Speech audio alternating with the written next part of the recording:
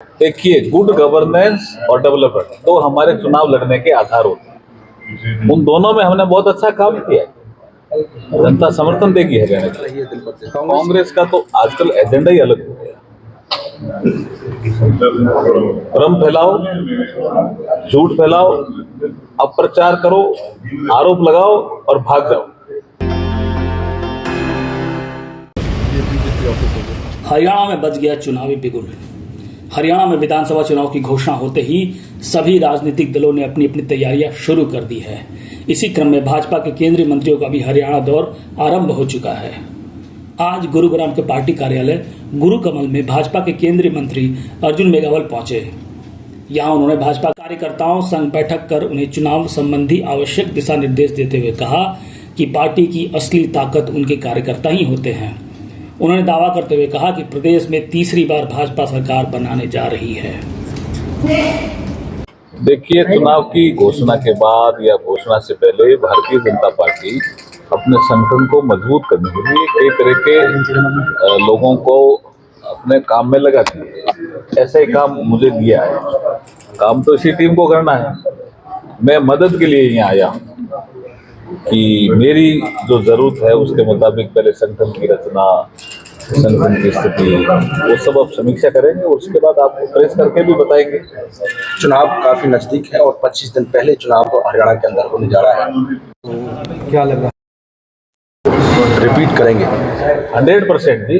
देखिए, good governance और development तो हमारे चुनाव लड़ने के आधार होते हैं। उन दोनों में हमने बहुत अच्छा काम किया है, जनता समर्थन देगी। वहीं लगे हाथ उन्होंने देश भर में लेटरल एंट्री को लेकर चल रहे विवाद पर कांग्रेस पर निशाना साधते हुए कहा कि यह प्रक्रिया नेहरू से लेकर मनमोहन सिंह तक चला आ रहा है, लेकिन कांग्रेस इसे लेकर भ्रम फैलाने का प्रयास कर रही है, जिसमें वो कभी सफल नहीं होंगे। सरकार ने इस मुद्दे पर यू टर्न इसलिए लिया है क्योंकि यह एक संवेदनशील मुद्दा है। कांग्रेस का तो आजकल एजेंडा ही अलग हो गया। भ्रम फैलाओ, झूठ फैलाओ, अप्रचार करो, आरोप लगाओ और भाग जाओ।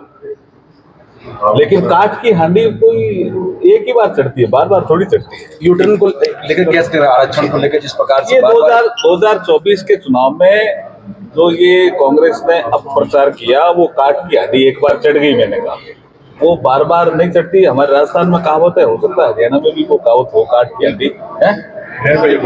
अभी आपने लेटरल एंट्री के बारे में शायद आप पूछना चाह रहे हो। वो यू टर्न का विषय नहीं है जी, वो समझते नहीं है चीजों को। देखिए क्या है लेटरल एंट्री, क्या होती है। नेहरू जी के समय से लेटरल एंट्री है इस देश में। लोगों को लगाते आए हैं, ये एक्सपर्ट है, विशेषज्ञ, हम लगाते हैं। इंदिरा जी के समय भी लेटरल एंट्री है, राजीव गांधी जी के समय भी लेटरल एंट्री। मैं सबसे बड़ा उदाहरण देता हूं, doctor Manmohan Singh ji lateral entry ही थे। 1976 में सीधे वित्त सचिव बने। कौन सी प्रक्रिया से बने? तो नरेंद्र मोदी जी जब 2014 में आए तो उन्होंने कहा भाई ये लेटरल एंट्री ठीक है, कोई विशेषज्ञ रह गया और सिस्टम में अपन लाना चाहते हैं, उपयोगी है सिस्टम में, तो उसके लिए कोई नियम बनाओ और यूपीएससी को ये काम दो। तो नीति आयोग में 2017 में इसका प्रेजेंटेशन हुआ और उसके नियम बनाए। और ये सरकार संवेदनशील है। वो यू टर्न की बात कर रहे हैं, मैं कह रहा हूं ये सरकार संवेदनशील है। आपके जमाने में आपने एनएससी बनाया, जो प्रधानमंत्री से ऊपर एक बॉडी बना दी, जिसकी अध्यक्ष थी सोनिया गांधी। मैं पूछना चाहता हूं कांग्रेस के लोगों से कि उसमें एससी एसटी ओबीसी कितने लोग थे? ये हमारे पे सवाल करते हैं।